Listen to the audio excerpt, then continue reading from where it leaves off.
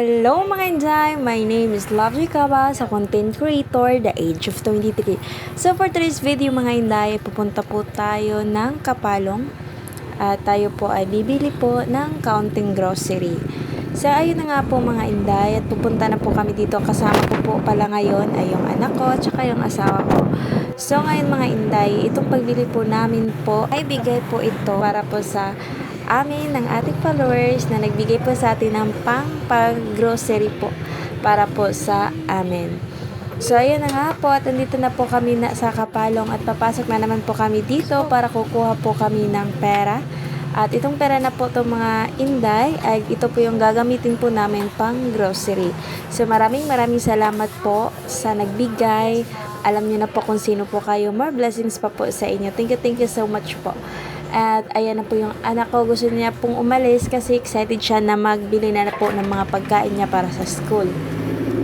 At ayun na nga mga kainday, at palis na nga kami at pupunta na nga po kami doon sa bibilhan po namin ng grocery.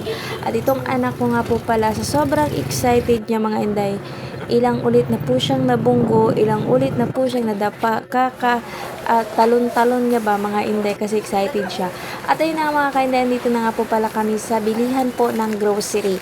Ito pong binili po namin mga inday ay ito lang po yung mga kailangan po namin dito sa bahay kasi nga po sobrang layo po namin sa tindahan. Kaya minsan po kapag wala kaming ulam, nahihirapan po kami na pumunta sa labas para lang bibili.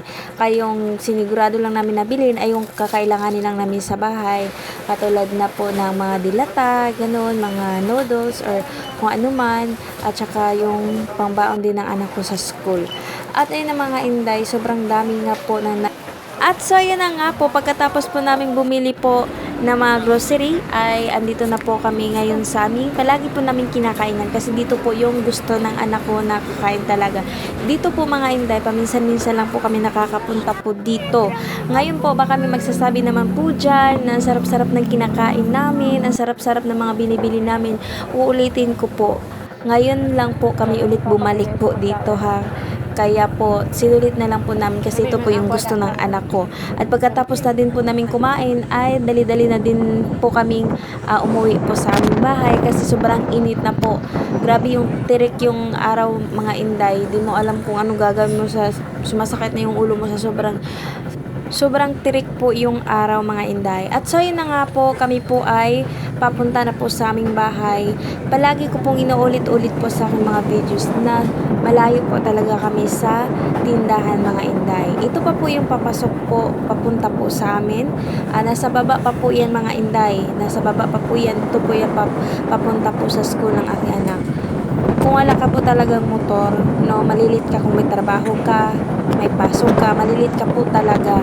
Tapos kapag bibili ka sa tindahan, tapos yung binili mo wala dun sa tindahan, pupunta ka pa talaga sa baba para makabili ka ng kailangan mong bilhin.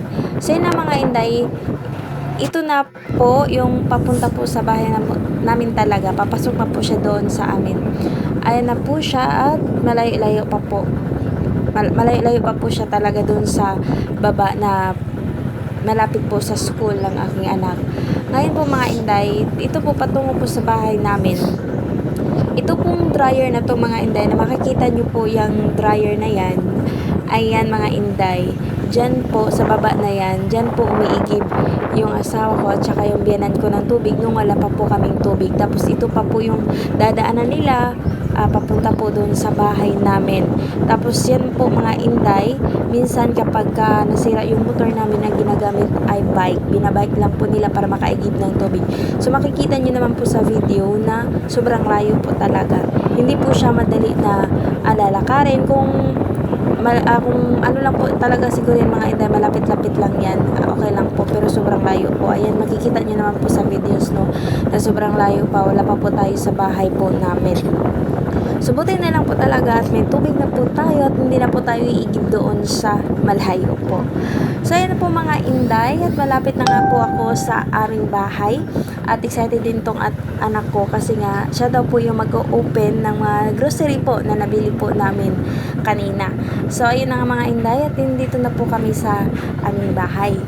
So ayan na mga inday, maraming salamat po sa suporta, sa pag-like, comment, and share sa mga bawat videos ko. Yan lang po yung masasabi ko sa inyo. Maraming salamat po sa laging pagsuporta sa akin. Thank you so much po sa pag-watching.